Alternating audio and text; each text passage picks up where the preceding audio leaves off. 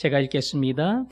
아담이 그의 아내 하와와 동침하매 하와가 임신하여 가인을 낳고 이르되 내가 여호와로 말미암아 등남하였다 하니라. 그가 또 가인의 아우 아벨을 낳았는데 아벨은 양치는 자였고 가인은 농사하는 자였더라. 세월이 지난 후에 가인은 땅의 소산으로 제물을 삼아 여호와께 드렸고 아벨은 자기도 양의 첫 새끼와 그 기름으로 드렸더니 여호와께서 아벨과 그의 제물은 받으셨으나 가인과 그의 제물은 받지 아니하신지라. 가인이 몹시 분하여 안색이 변하니 여호와께서 가인에게 이르시되 내가 분하여 함은 어찌 됨이며 안색이 변함은 어찌 됨이냐. 내가 선을 행하면 어찌 낯을 들지 못하겠느냐. 선을 행하지 아니하면 죄가 문에 엎드려 있느니라. 죄가 너를 원하나 너는 죄를 다스릴지니라. 가인이 그의 아우 아벨에게 말하고 그들이 들에 있을 때에 가인이 그의 아우 아벨을 쳐 죽이니라. 아멘. 제가 중학교 다닐 때에 지구과학이라고 하는 과목이 있었는데요. 선생님이 굉장히 박력이 있고 터프한 분이었어요. 어느 날 소식 듣기를 그 선생님이 머리가 긴 학생들 자기 시간에 들어와서 깎는다 그러더라. 그런 얘기를 듣고 제가 조금 길었거든요. 걱정을 했습니다. 그 과목 되면 깎일 텐데 어떻게 하나 걱정하다가 제 나름대로 생각한 것이 딴 반에 가자.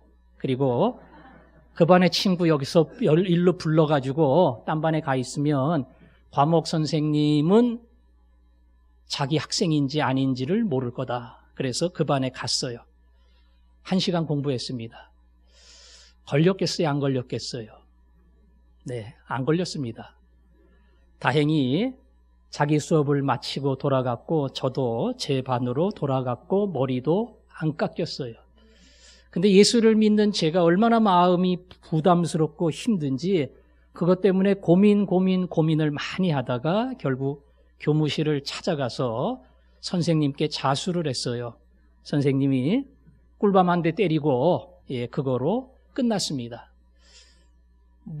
그냥 세상 원리로 말하면 성공했지만 사실은 진실이 아니라는 그 사실 때문에 마음에는 큰 부담 그리고 눌림이 있었습니다. 만약에 거꾸로 출석을 했는데 나왔는데 안 나왔다고 한다면 심지어 출석을 불러서 대답까지 했는데 출석하지 않았다고 그렇게 여긴다면 그것만큼 괴롭고 답답한 일이 없을 겁니다. 선생님이 사실을 인정하지 않는다는 그 모습이 당사자에게는 얼마나 억울하고 힘든지 몰라요. 선생님도 그런데 만일 하나님이 내가 분명히 출석했는데 내가 분명히 예배를 드렸는데 예배 안 드렸다고 출석하지 않았다고 말한다면 그것만큼 내 인생에 심각하고 상처가 되는 선언은 없을 겁니다. 하나님이 틀릴 리는 없는데 그럼 내가 틀렸느냐? 난 왔어요. 예배를 드렸어요. 그런데 하나님은 내가 예배를 드리지 않았다고 말씀을 하기 때문에 더 답답하고 이해할 수가 없는 겁니다. 그런 불행한 첫 사례가 가인의 이야기입니다. 본문에 가인과 동생 아벨이 나오는데요. 가인이 형이고 아벨이 동생이죠. 두 사람이 예배를 드렸습니다. 그 당시에 예배는 제물을 가지고 자기의 가장 귀한 것을 가지고 하나님께 드림으로 그것이 그들이 할 수 있는 예배의 형태였습니다. 아벨도 드렸고 가인도 드렸어요. 문제가 되는 것은 아벨의 제물은 받았지만 가인의 제물은 받지 않았다는 겁니다. 형하고 동생하고 똑같이 예배를 드렸는데 동생의 예배를 하나님은 받아주셨지만 형의 예배는 거절을 하신 겁니다. 똑같이 예배를 드렸습니다. 차이가 있다면 동생은 양을 잡아서 기름과 함께 드렸고요. 형은 농사하는 농부기 때문에 곡식에 제일 좋은 것으로 하나님께 드렸습니다. 성경은 이들 모두가 예배를 드렸다고 이야기를 하고 사실은 예배의 어떠한 종류를 가지고 드렸는가 이것을 문제 삼지는 않았습니다. 어떤 학자의 말처럼 제사는 반드시 피가 있어야 되고 피 있는 제사를 드리려면 짐승을 잡아야 된다. 짐승이 없는 제사는 하나님이 기뻐하시는 참 예배가 될 수 없다. 그렇게 말을 하지만 실제 구약의 제사 제도에도 곡물을 드리는 소제가 있었고요. 오늘 성경의 문맥을 가만히 봐도 아벨의 제사는 받았지만 가인의 제사는 받지 않았다는 뜻이 절대 하는 방법, 종류 이걸 가지고 언급하는 것이 아니다 하는 것을 우리가 짐작할 수 있습니다. 하여튼 형의 예배는 안 받았어요. 결석입니다. 동생의 예배는 받았습니다. 왜 형의 예배를 받지 않았을까? 당연히 이런 질문이 나올 수 있어요. 그 질문에 대한 답을 성경에서 찾아야 됩니다. 오늘 성경 말씀 4장 7절에 보니까 이런 말이 나옵니다. 4장 7절 네가 선을 행하면 어찌 낫을 들지 못하겠느냐? 선을 행하지 아니하면 죄가 문에 엎드려 있느니라. 하나님이 가인의 제사를 받지 않으니까 가인이 얼굴색이 달라졌습니다. 화가 났습니다. 그때 하나님이 그의 예배를 받지 않은 이유를 설명하기를 7절의 말씀처럼 선을 행하면 어찌 내가 당당히 예배할 수 없겠느냐. 거꾸로 선을 행하지 않았기 때문에 내 예배를 받을 수 없다는 겁니다. 항상 죄가 내 앞에 엎드려 너를 무너뜨리고 망가뜨리는 그 길을 내가 같이 가고 있다는 겁니다. 가인의 예배를 안 받으신 이유는 예배의 방법, 예배의 종류가 아니라 그가 선을 행하지 못하는 부끄러운 생활 속에 남아 있었기 때문에 그래서 하나님은 가인의 예배를 받지 않으신 겁니다. 또 하나 근거가 되는 구절이 있다면 4절 말씀에 맨 끝에 아벨과 그의 제물은 받으셨으나 5절 가인과 그의 제물은 받지 아니하신지라. 제물을 안 받았대요. 근데 제물을 안 받았다 그렇게만 말하지 않고 아벨과 그의 제물, 가인과 그의 제물 앞에 이름을 적어놨어요. 이 뜻은 제물과 예배를 받지 않음과 동시에 더 중요한 이유는 가인을 받지 않았다. 아벨을 받았다. 이 뜻이 포함되어 있는 겁니다. 가인을 받지 않았다는 뜻이 얼굴이 못생겨서, 키가 작아서, 혹은 성격이 괴팍해서 그래서 내가 가인을 받지 않았다. 그런 뜻은 분명히 아니겠지요. 성경에 하나님이 이스라엘을 받지 않는다. 이스라엘의 기도를 듣지 않는다. 계속 나오는 그 모든 것은 이스라엘의 더러운 삶, 하나님을 떠나 우상을 섬기며 자기의 욕심대로 가는 그들의 타락한 삶을 지적하시면서 그들의 예배를 받지 않는다고 얘기했습니다. 따라서 가인과 그의 제물을, 아벨과 그의 제물을 하는 뜻은 아벨의 정결한 삶을 받으셨고 반대로 가인의 악행을 일삼는 삶, 하나님을 떠난 삶, 자기 멋대로의 삶, 그것을 받지 않았다는 뜻이 이 안에 들어 있습니다. 말씀드렸지요. 예배는 똑같이 드렸어요. 우리처럼 똑같이 찬양하고 똑같이 기도하고 똑같이 말씀을 듣고 이 자리에 똑같이 앉아 있었는데 한 사람의 예배는 받으시고 한 사람의 예배는 거부하셨습니다. 거부한 중요한 이유는 예배의 자리에 있는 것이 아니라 예배 밖의 자리에 있었습니다. 그가 한 주간 어떠한 인생을 살았는가? 그의 한 주간의 생활이 어떠했는가? 그것이 오늘 예배를 받는 중요한 이유가 된 겁니다. 우리는 보통 예배를 드리고 밖을 나갈 때 세상을 향해 간다 이렇게 이야기하고, 기도할 때도 세상으로부터 나를 지켜주신 하나님, 주님, 이런 기도를 합니다. 물론 그 기도는 나름대로 의미가 있고 해석은 정확한 겁니다. 그런데 잘못 이해하면 세상으로 가는 것은 죄에서, 그리고 어차피 어둠에서 사는 것이고 여기가 거룩한 자리고 하나님은 여기에 임재하시고 세상은 사탄 마귀가 주장하는 세계다, 이런 나름대로의 선입견이 들어가 있어요.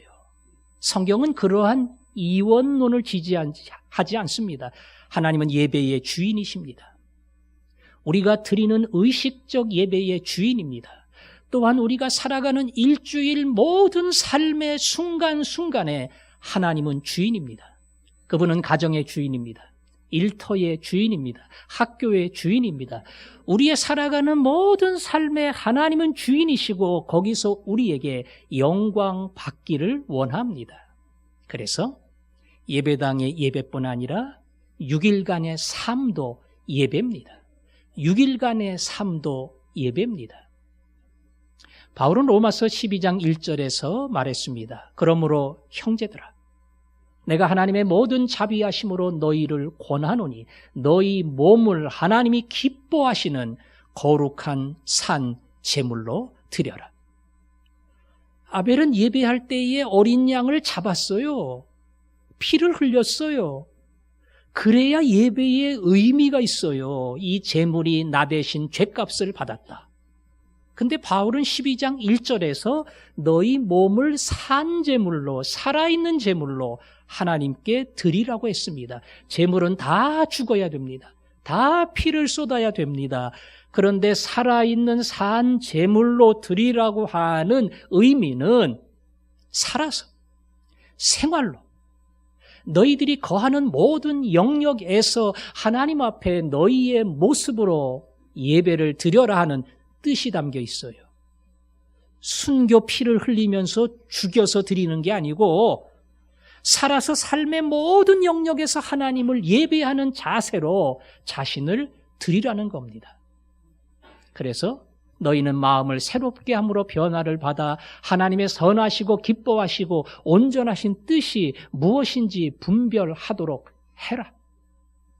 내 살아가는 삶의 현장에서 무엇이 주의 뜻인지, 주님이 무엇을 기뻐하는지 이것을 깨닫고 하나님을 예배하는 자세로 살아가라는 겁니다. 예배는 가정에서 이루어집니다. 가정에서 이루어집니다. 그리스도가 교회를 위해 생명을 준 것처럼 아내를 그렇게 사랑할 때 여러분은 거룩한 예배를 드리는 거예요. 교회가 주님 앞에 복종하듯 남편을 소중히 여기고 세워줄 때에 아내들은 가정에서 예배를 드리는 거예요. 직장에 일하는 직원이 눈가림으로 일하지 않고 주 그리스도를 여기서 섬기느니라. 예수 그리스도가 이 회사의 주인이다. 그분이 나의 모든 것을 아시기에 나는 거짓이 없이 성실하고 정직하게 여기서 일한다. 그렇게 일할 때 예배하는 겁니다. 상전은, 사장은요, 내가 주인인데, 내가 사장인데 어디서 까불어 부려먹어야지, 그거 아닙니다. 더 큰 상전이 하늘에 계심을 알고 모든 부하 직원을 따뜻한 마음으로 배려할 때 그 사람은 거기서 예배를 드리는 거예요. 동네에서 살아갈 때 거짓말하지 않고 진실을 말하고 어렵고 힘든 사람을 배려하고 친절하고 사랑으로 대하면 예배하는 거예요. 시련이 있을 때 원망하고 불평하지 않고 그 시련을 끌어안고 이겨내면서 감사할 때 시련 속에서 그 사람은 예배를 드리는 겁니다. 삶의 어느 영역도 예배의 자리에서 예외될 수는 없습니다. 여러분이 살아가는 24시간 전부가 예배예요. 아침에 일어나는 것도 예배입니다. 저녁에 잠자리에 드는 그 순간도 예배고, 심지어 잠속에서 쉬는 모든 시간도 하나님의 다스림 가운데 있어요. 졸지도 아니하시고 주무시지도 아니하시는 하나님이 우리의 모든 시간을 다스리기에 우리는 모든 시간 하나님을 예배하는 겁니다. 이 생활의 예배가 안 돼 있는 사람, 아니 그건 예배가 아니야. 그건 세상에서 살아가는 거야. 그거 살다가 주일날 와서 하나님 앞에 예배하는 거지. 어떻게 세상의 6일간의 삶이 예배일 수 있겠어? 그걸 전혀 예배로 여기지 않는 사람의 모습 속에서 하나님은 자신에게 예배할 수 없는 부족한 사람을 발견하게 됩니다. 안식일을 기억하여 그날을 거룩하게 지키라. 전제 조건이 뭡니까? 엿새 동안에 내 모든 일을 힘써 행하고 6일 동안 주어진 일을 힘써 행할 때에 안식일의 거룩한 예배가 주어지는 겁니다. 예배 끝나고 나갑니다. 예배 다 끝났다. 물론 의식적 예배는 끝났습니다. 그러나 생활의 예배가 시작이 됩니다. 여러분이 들어가는 가정과 일터와 모든 동네와 삶의 영역에서 하나님 앞에 생활의 예배를 드리는 거예요. 그 예배를 드릴 때에 주일의 예배가 영광스러운 헌신이 됩니다. 그 예배가 전혀 하나님 받으실 만한 예배가 될 수 없을 때에 주일 우리의 예배는 마치 결석자의 예배처럼 폼만 잡고 있고 앉아만 있지 하나님이 볼 때는 전혀 예배하는 자가 될 수가 없는 거예요. 그래서 생활의 예배, 삶의 현장에서 나는 이미 예배하고 있다, 이것을 의식하고 그리고 그 예배자의 자세로 내 삶의 오늘을 살아가는 사람, 하나님 바로 그 사람의 예배를 받으시는 줄로 믿습니다. 오늘 아벨이 그런 예배를 드렸고 가인은 그 예배에서 실패했습니다. 하나님은 실패한 가인을 심판하거나 멀리 두지 않으셨습니다. 오늘 성경의 말씀처럼 그에게 그의 잘못이 무엇인가 설명해줬고 지적해줬습니다. 가인이 알았어요. 왜? 내 예배는 전혀 생활이 담기지 않았어요. 쉽게 말하면 6일 동안 불의하고 가난한 자 압제하고 내 이익이 되면 무엇이든지 챙기며 모든 부정한 방법을 동원하며 살았던 것이 마치 가인의 삶이에요. 그렇기 때문에 하나님은 내 예배를 받을 수 없다는 것을 가인은 하나님으로부터 들었습니다. 맞지요? 그래서 내 예배 못 받아요. 나는 거부당한 자가 됐습니다. 그러나 아무리 거부를 당했더라도 하나님이 알려주시고 깨닫게 해주시면 거기서 우리는 돌이킬 수가 있어요. 돌이킬 수가 있어요. 성경은 하나님이 기뻐하는 사람은 정직하게 충성하는 거룩한 백성이지만 거룩한 백성만큼이나 하나님이 기뻐하시는 자는 회개하는 사람이에요. 회개하는 사람. 하나님, 제가 잘못했습니다. 제가 제 마음대로 살았습니다. 제가 잘난 척하면서 나만을 위해 내 유익만을 위해 살았습니다. 하나님, 그래서 제 예배를 받으실 수 없었습니다. 하나님, 제가 죄를 졌습니다. 겸손히 그 앞에 엎드리며 용서를 구하는 사람, 하나님은 그 사람을 얼마나 좋아하는지 몰라요. 아니, 잘하는 사람, 하나님 마음에 드는 사람, 그 사람하고 이 사람하고는 상대가 안 되지요. 이 사람은 지 마음대로 갔는데. 그러나 누가복음 15장에 나오는 탕자의 비유처럼 집에서 아버지 말 잘 듣는 큰아들은 말할 것도 없고요. 집 나가서 못된 짓 하다가 돌아온 그 아들을 보면서 아버지가 너무나 기뻐한 것처럼 하나님은 돌이키는 자, 회개하는 자, 아버지에게 나오는 자를 너무나 좋아하셔요. 심각한 문제는 가인이 돌아서지 않았다는 겁니다. 돌아서지 않았어요. 하나님이 지적했습니다. 내 죄가 뭔지 아느냐? 왜 내가 너의 예배를 받을 수 없는 것인 줄을 아느냐? 네가 선을 행하지 않기 때문에, 악이 내 앞에 엎드려서 너를 끌어가기 때문에 악행으로 달리는 너, 생활에 예배가 없는 너, 6일 동안 내 마음대로 살던 너의 예배를 나는 받을 수 없다. 그 말은 돌이켜 선한 삶으로, 생활의 예배로 돌아오라고 하는 하나님의 초청입니다. 가인은 하나님의 초청을 거부했습니다. 하나님의 초청을 거부했기 때문에 끝내 가인의 예배를 하나님은 거부한 거예요.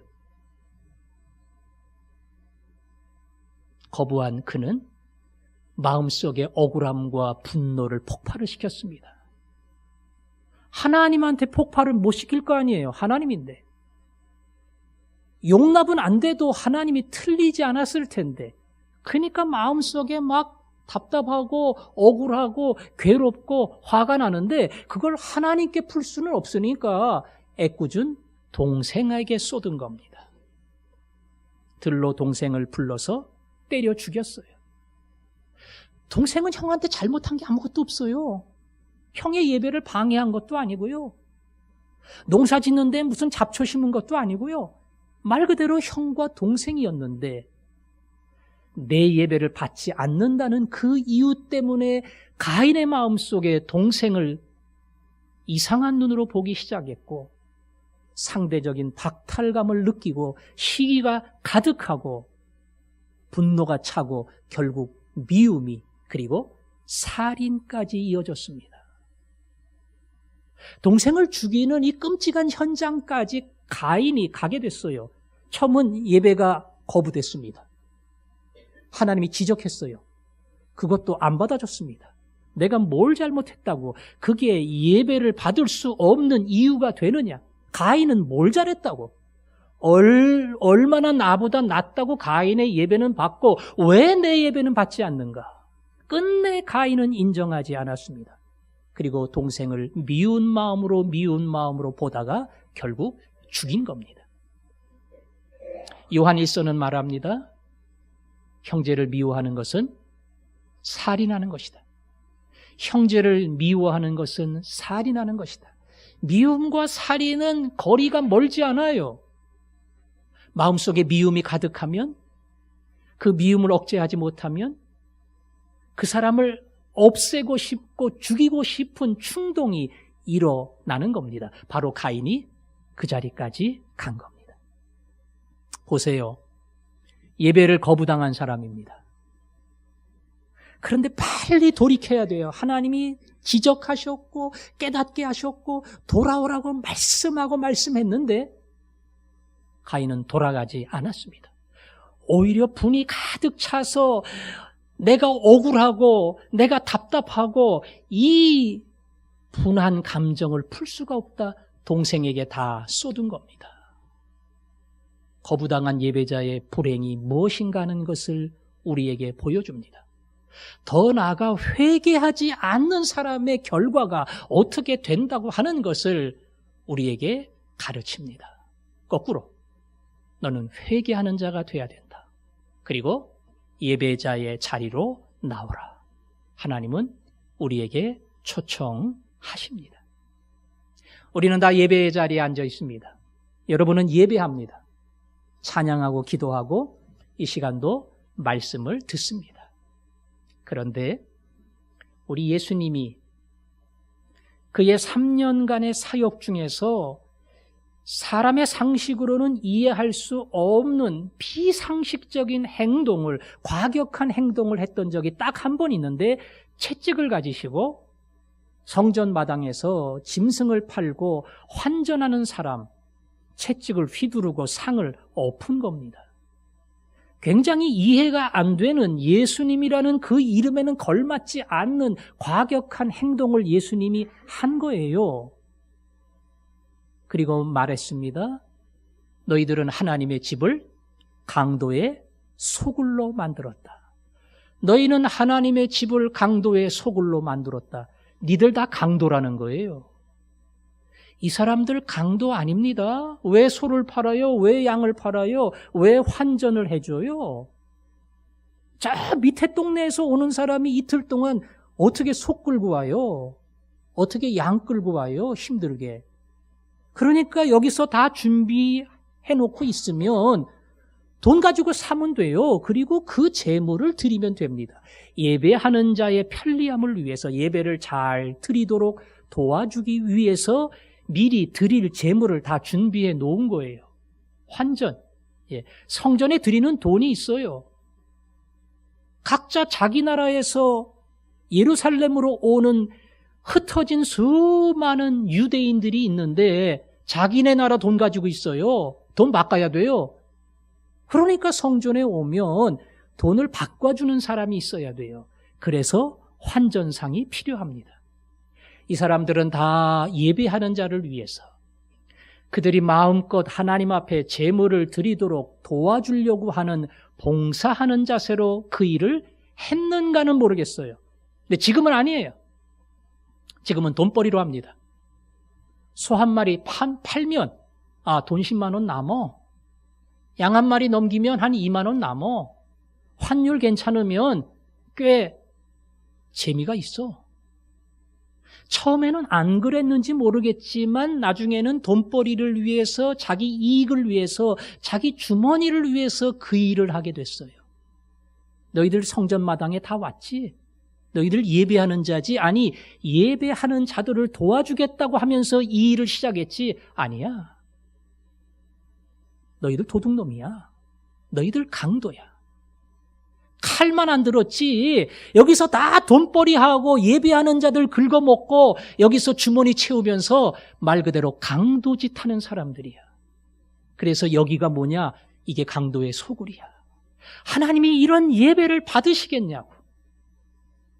너희들의 삶이 전혀 준비되어 있지 않을 때 세상에서 강도처럼 못된 짓 다 하고 악한 짓 다 하고 여기 딱 모여가지고 예배하는 자라고. 그게 강도 소굴이야. 니네 마음대로 살다가 주일날 와서 예배한다고 거룩한 폼을 잡은 이거 자체가 하나님 보기에는 강도들이 강도짓 하다 모인 것과 똑같기 때문에 하나님은 이 예배를 받을 수 없다고 말한 겁니다. 이 얼마나 충격적인 선언입니까? 화전중앙교회를 향해서 하나님이 그런 말을 할 리는 없을 거예요. 니들은 다 강도야. 이런 말 하면 우리가 어떻게 예배당에 남아있겠어요? 그러나 혹 우리 가운데 누구에게 너는 어떻게 살았니? 아니 너는 어떻게 예배했니? 너는 내 가정에서 일터에서 삶의 현장에서 과연 주님을 예배하는 마음으로 살았니? 물어볼 때에 우리의 마음속에 대답할 수 있어야 돼요. 90점은 안 되더라도 그래도 과락은 면해야죠. 60점은 넘어야 되고 잘 나가면 80점은 돼야죠. 주님, 제가 주님 마음에 얼마나 흡족하게 살았는가는 모르겠지만 나 예배하는 거야. 나 예배자로 여기 있어. 나 예배자로 일하는 거야. 제가 그 사실을 종종 기억하면서 그리고 살았습니다. 대답할 수 있다면 하나님은 그분이 드리는 주일의 예배를 받으실 겁니다.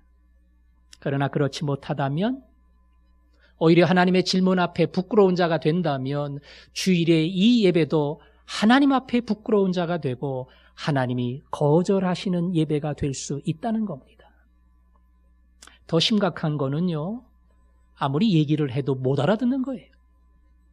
못 알아듣는 겁니다. 밖에서 내 마음대로 살아요. 예배 안 드립니다. 주일날은 와요. 오는데 삶의 예배, 생활의 예배가 가인을 통해서 우리에게 얼마나 중요한지를 보여준다. 설교 백날 해도 그게 무슨 얘기인지를 몰라요. 가인의 얘기 했나 보다, 아벨의 얘기 했나 보다, 그 아득한 옛날의 이야기지 그게 오늘 나에게 주시는 하나님의 메시지라는 것을 전혀 몰라요. 모르니까 회개할 것도 없지요. 뭘 알아야, 내가 잘못한 걸 알아야, 문제를 알아야, 심각성을 알아야 회개를 할 텐데 회개할 게 없어요. 아예 모르니까. 이거는 진짜 심각한 겁니다. 말씀에 반응이 전혀 없는 사람이 되는 거예요. 저는 여러분 중에 어떠한 한 사람도 그 자리에 머물기를 원치 않습니다. 최소한도 깨달아야 돼요. 깨달아야 돼요. 제가 설교 시간에 강조하고 여러분을 향해서 선포할 때에 자기의 한 주간의 삶을 진지하게 돌아볼 수 있는 눈을 가져야 돼요.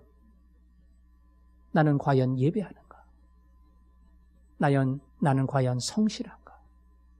내게 주어진 그 자리에서 주님이 나를 보신다고 할지라도 부끄러움이 없을 만큼 나는 성실하고 충성스럽고 정직하게 일하는가? 주님이 내 가정에 오면 나처럼 했을까? 그렇게 자기를 돌아보는 진지한 자세가 있어야 됩니다. 주일의 예배는, 주일의 설교는 그런 면에서 여러분을 깨닫게 하는 하나님의 특별한 은혜가 있습니다. 그래서 주일의 예배를 잘 드리고 말씀을 통해서 깨달은 사람은 6일간의 삶의 예배, 생활의 예배가 이어질 수 있고요. 그 생활의 예배를 잘 드린 사람이 사모함으로 예배하라. 주를 향한 사모함이 생기고 예배를 기다리고 찬양을 기다리고 말씀을 기다리고 하나님이 받으시는 영광스러운 예배를 드릴 수 있는 겁니다. 따라서 주일의 예배, 6일간의 예배는 연결되어 있습니다. 한쪽 예배가 다른 쪽 예배의 전제가 되고 그 예배가 있을 때 또 다른 예배가 하나님 앞에 온전히 드려지는 겁니다. 저는 저를 포함해서 우리 모두가 그런 예배로, 아벨의 예배로 하나님 앞에 나가기를 원합니다. 우리 모두 중에 어느 한 사람도 미안하지만 난 네 예배를 받을 수가 없다, 그렇게 말하는 불행한 당사자가 없기를 원합니다. 하나님, 한 주간 열심히 살 겁니다. 진실하게 살 겁니다. 그리고 예수님이 나와 함께 있음을 기억하고 삶의 모든 현장에서 주님과 동행할 겁니다. 주님, 다음 주에 이 예배를 기대해 주십시오. 한 주간의 생활의 예배를 마치고 이 의식의 예배를 드릴 때에 내 마음과 삶의 전부를 하나님께 드리며 영광의 보좌 앞에 나갈 겁니다. 그 가슴으로 나간다면 하나님께서 우리의 예배를 기쁘게 받으실 겁니다. 오늘도 예배 끝나고 갑니다. 갈 때 여러분 마음속으로 반복하고 다짐하십시오. 주님, 이제 생활의 예배가 시작됩니다. 가정에서 예배할 겁니다. 저 직장에서 예배할 겁니다. 그 생활의 예배 다 끝내고 다시 주일에 이 예배로 오게 하여 주옵소서.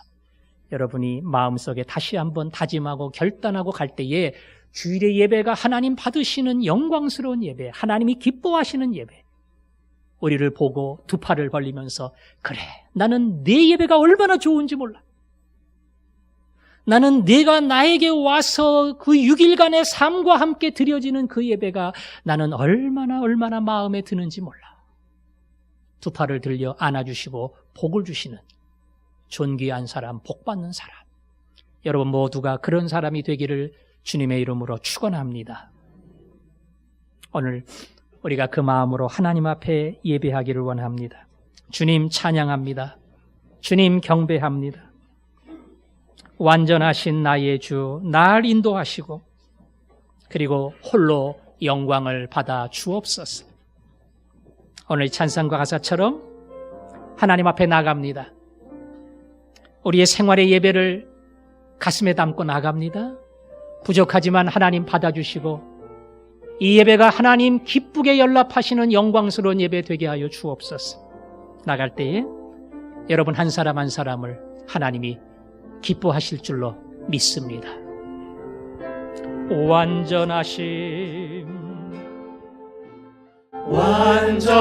완전하신 나의 주, 그의 길로 날 인도하소서. 행하신 모든 일 주님의 주님의 영광 다 경배합니다. 예배합니다. 찬양합니다. 주님만 날 다스리소서. 예배합니다. 찬양합니다. 주님 홀로 높임 받으소서.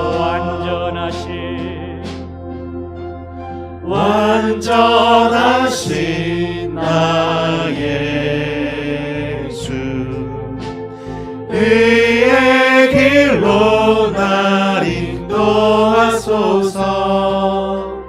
행하신 모든 일 주님의 영광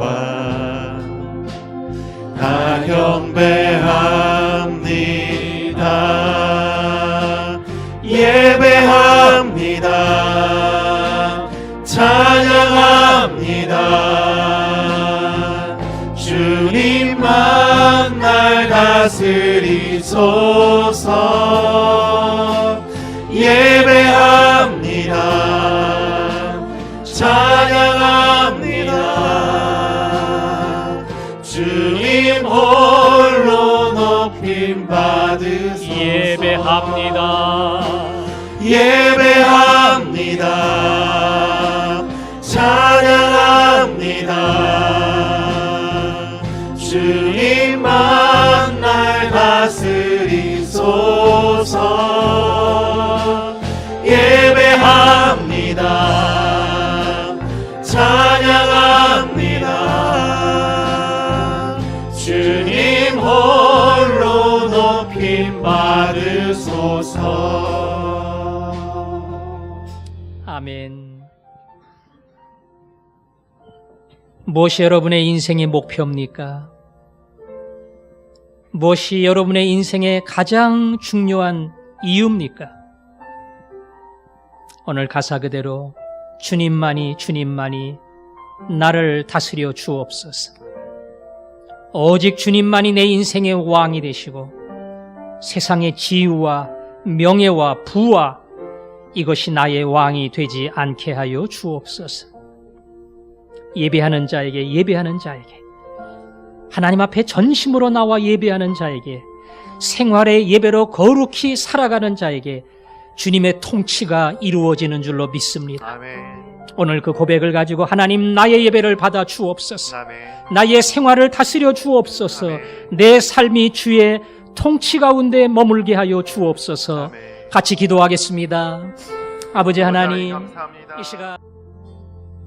하나님, 이 시간 우리가 예배합니다. 화전 중앙의 가족들이 모여서 동일한 찬양으로 그리고 동일한 말씀으로 그 앞에 나아갑니다. 아멘. 오셔서 우리를 다스려 주옵소서. 아멘. 예배 중에 하나님의 임재도 모르고 다스림도 모르는 공허한 심정을 가지고 돌아가는 자 되지 않게 하시고 6일간 믿음으로 진실함으로 성실하게 살다가 그 거룩한 예배를 들고 사모함으로 나오게 하시고 사모함으로 예배하는 그에게 넘치도록 채워주시는 주님의 은혜가 주를 바라보는 모든 자에게 가득가득 임하게 하여 주옵소서. 예수님 이름으로 기도합니다. 아멘.